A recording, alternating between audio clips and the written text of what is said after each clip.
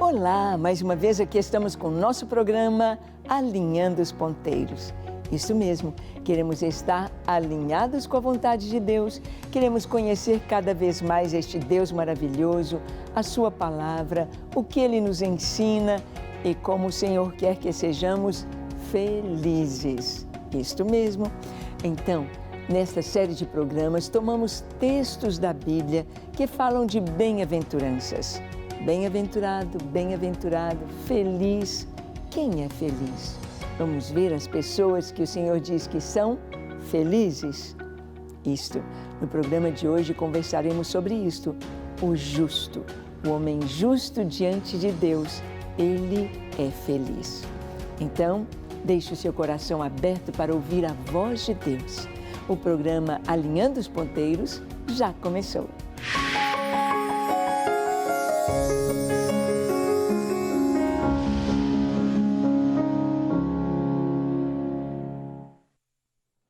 Muito bem, queremos ver o que a palavra de Deus nos diz sobre o homem justo diante de Deus. O que seria uma pessoa justa? Você conhece uma pessoa justa? Vamos ver o que a Bíblia nos ensina sobre isso. Em Romanos capítulo 4, de 6 a 9, nós lemos assim, o apóstolo Paulo diz: "E é assim também que Davi declara ser bem-aventurado o homem a quem Deus atribui justiça, independentemente de obras. Bem-aventurados aqueles cujas iniquidades são perdoadas e cujos pecados são cobertos. Bem-aventurado o homem a quem o Senhor jamais imputará pecado. Vem, pois, esta bem-aventurança exclusivamente sobre os circuncisos ou também sobre os incircuncisos? Visto que dizemos, a fé foi imputada a Abraão para justiça." Bem, aqui o apóstolo Paulo está explicando sobre a justiça de Deus e sobre a justificação, trazendo uma explicação para o povo de Israel de que a justiça para eles, a justificação para eles não viria pelos rituais da lei, pela lei. Ele vai explicar que a justificação, a justiça vem pela fé. É aplicada a nós pela fé. Então, ele diz, é assim que Davi declara, bem-aventurado o homem a quem Deus atribui justiça, independentemente das obras. Bem, se nós entendemos justiça, justiça é olho por olho, dente por dente, mão por mão, pé por pé. Fez, vai receber, tanto bem quanto mal. Então, o salário do pecado é a morte. Pecou, tem de morrer, sem discussão. Pecou, será punido.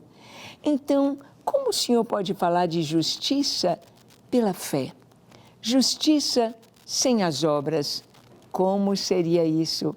Como nós podemos ser justificados? Como podemos ser justos? Como podemos ser tidos como justiça atribuída a nós? Bem, isso tudo se explica através do Cordeiro de Deus. João Batista, quando começa o seu ministério e ele está batizando as pessoas ali no Rio Jordão, as pessoas vêm a ele arrependidas de seus pecados, são batizadas e ele traz uma série de orientações sobre a ética de vida, sobre como viver livre do pecado, sobre como viver fazendo a vontade de Deus. Ele vai orientando aos publicanos, aos soldados, aos fariseus, ao povo, como eles devem viver. Viver de acordo com a lei, viver de acordo com a justiça de Deus, mas então ele apresenta Jesus à sua geração.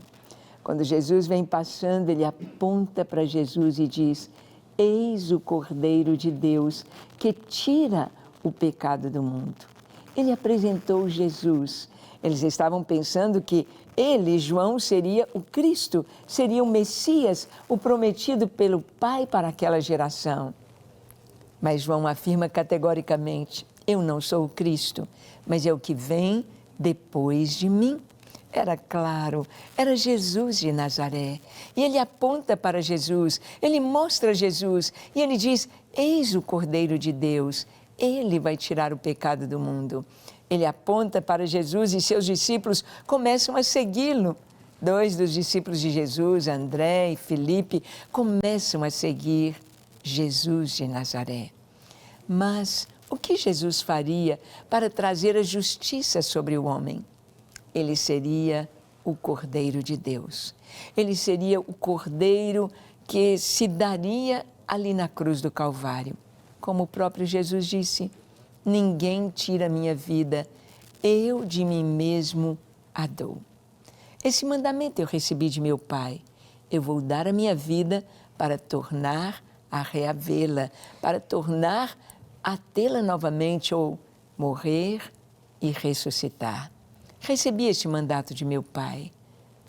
Por que ele teria de morrer e numa cruz? Porque Jesus estaria ali assumindo o nosso lugar, o meu lugar, o seu lugar. Jesus estaria assumindo. Ele estaria levando sobre si a nossa culpa. Olha, Jesus nunca foi um pecador, mas Jesus se fez pecado ali na cruz. Ele se tornou pecado, ele tomou sobre si todas as nossas dores, todas as nossas enfermidades, ele tomou sobre si toda a nossa culpa e ele levou sobre si a nossa condenação. E o seu sangue derramado ali na cruz, este sangue puro, este sangue inocente, este sangue de homem, Deus que se fez homem, este sangue do Filho de Deus é capaz de nos perdoar, nos purificar. E não somente isso, mas nos tornar justos. Justos. Se o nosso pecado é tirado, se o nosso coração está limpo diante de Deus, então somos tidos como justos na presença do Senhor. E Davi diz que é bem-aventurado o homem a quem Deus atribui justiça, independentemente das obras. Porque foi Jesus que nos trouxe a sua justiça. Ele levou a nossa culpa, a justiça foi consumada, o pecado que gera a morte, o pecado já foi totalmente resolvido com a morte de Jesus. E Paulo está dizendo aqui, lembrando o texto do Salmo número 32, onde Davi diz: bem-aventurados aqueles cujas iniquidades são perdoadas, cujos pecados são cobertos. Bem-aventurado aquele homem a quem o Senhor jamais imputará pecado. Foi apagada a cédula ou o processo da nossa condenação. Foi apagado, não existe mais. Foi deletado. Os nossos pecados foram jogados na lixeira, como se diz, para nunca mais serem pescados de volta. Agora é uma vida nova, com a justiça do Senhor, com as vestes de justiça do Senhor. Agora recebemos o Espírito Santo para viver em santidade na presença de Deus. Por isso é bem-aventurado o homem, a mulher, o homem, a pessoa a quem o Senhor não atribui iniquidade. Por causa de Cristo. Nós vamos ver que Paulo prega em Antioquia e ele fala da maravilha da justificação. Olha o que ele diz em Atos capítulo 13, de 37 a 41. Paulo diz: porém aquele a quem Deus ressuscitou não viu corrupção. Tomai, pois, irmãos, conhecimento de que se vos anuncia remissão de pecados por intermédio deste, e por meio dele todo o que crê é justificado de todas as coisas, das quais vós não pudestes ser justificados pela lei de Moisés. Notai, pois, que não vos sobrevém o que está dito nos profetas. Vede, ó desprezadores, maravilhai-vos e desvanecei, porque eu realizo em vossos dias obra tal que não crereis se alguém vô-la contar. Aqui Paulo está pregando o Evangelho, ele está falando de Jesus, da justiça de Cristo, do sacrifício de Cristo em sinagogas de judeus.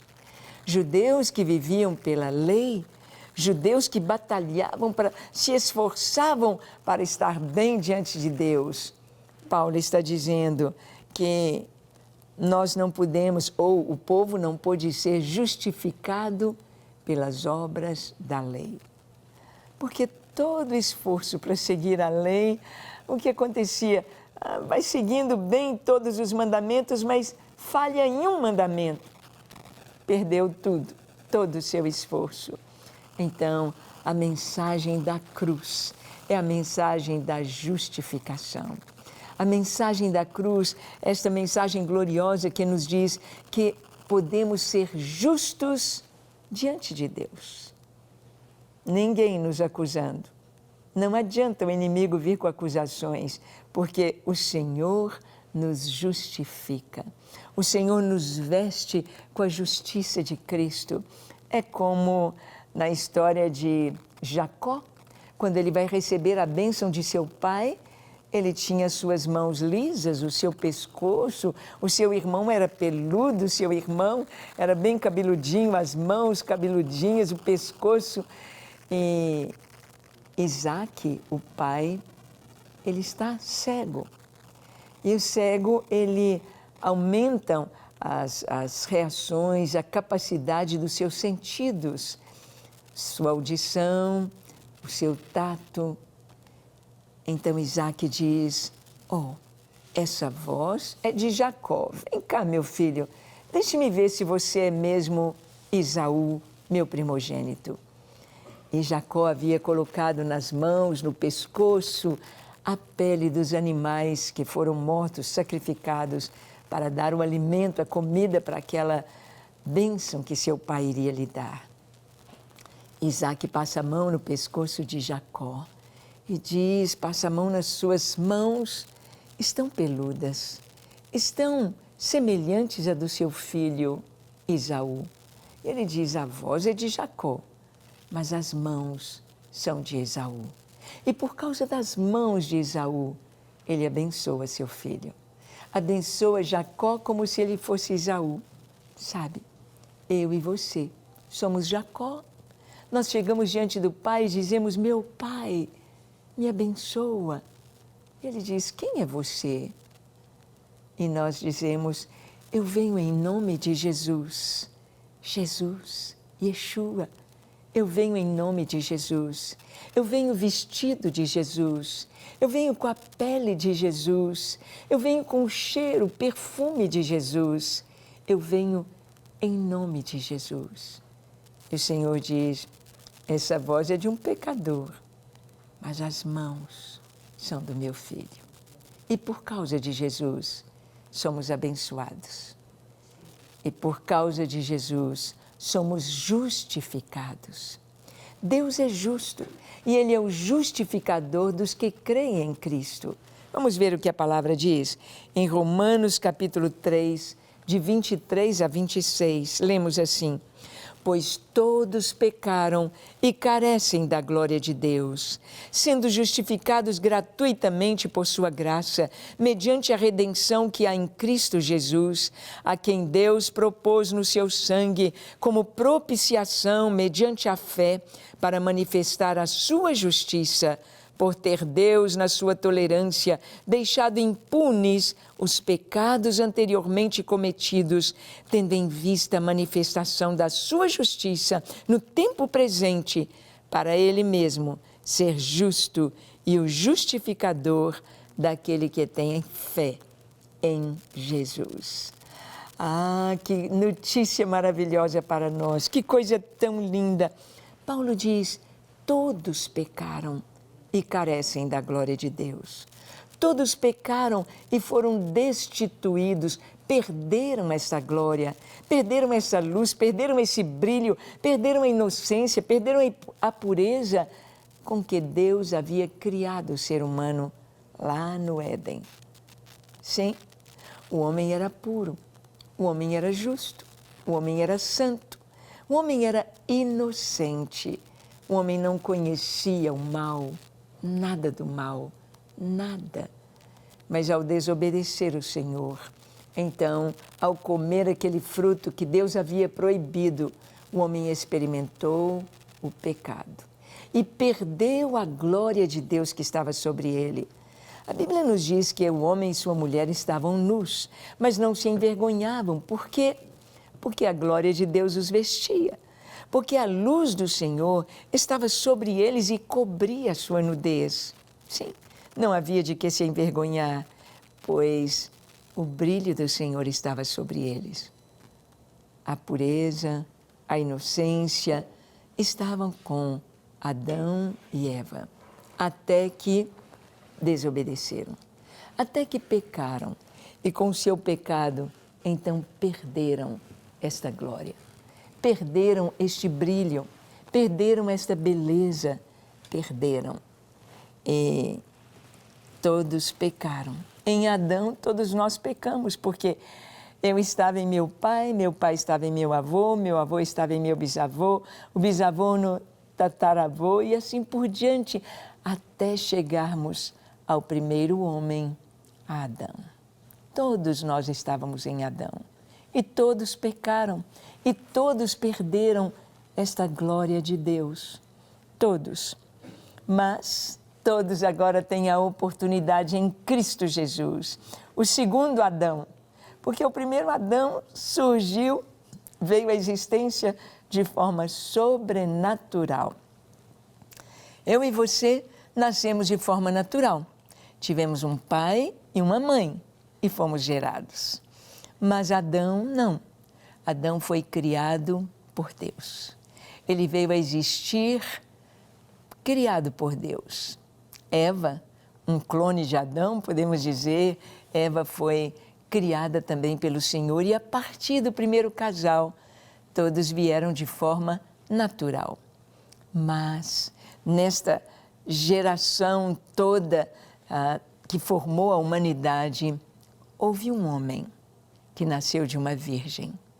E não somente isso, foi por obra do Espírito Santo. Yeshua, Jesus, é chamado por Paulo de o segundo Adão, porque ele também veio de forma sobrenatural. Porque ele também, como Adão no início, era puro, era santo, era inocente. Yeshua de Nazaré, assim o era. Na sua época, Jesus olha para as pessoas ao seu redor e diz: quem de vós me convence de pecado? Quem pode apontar uma falha em mim? Quem? Não havia. Jesus é chamado o segundo Adão. Ele é o Filho de Deus e ele veio para corrigir todo o mal que veio sobre a humanidade através do pecado. Jesus veio para destruir e vencer o pecado e toda a obra do diabo. Jesus veio para trazer vida e vida eterna. E através do seu sangue, como diz aqui, a quem Deus propôs no seu sangue como propiciação mediante a fé para manifestar a sua justiça. O sangue de Jesus derramado na cruz do Calvário nos purifica de todo pecado. Que coisa linda, que coisa linda. E nós vamos ver que nós somos justificados pelo sangue de Jesus e somos salvos da ira de Deus. Sim, a justiça vai trazer a punição, não tem jeito. Se você não crê em Jesus, você vai ter de pagar pelos seus pecados. E a condenação é eterna. Qualquer pessoa que não crê em Jesus já está condenada. Já está condenada. Ela já sofre aqui e ainda vai sofrer mais depois. Mas, quando nós somos justificados pelo sangue de Jesus, nós somos salvos da ira de Deus. Nós ficamos livres da condenação. Já não há condenação para aqueles que estão em Cristo Jesus. Não há condenação. Jesus, ele nos traz a vida eterna e a justificação em seu sangue. Olha o que está escrito em Romanos capítulo 5, de 8 a 11.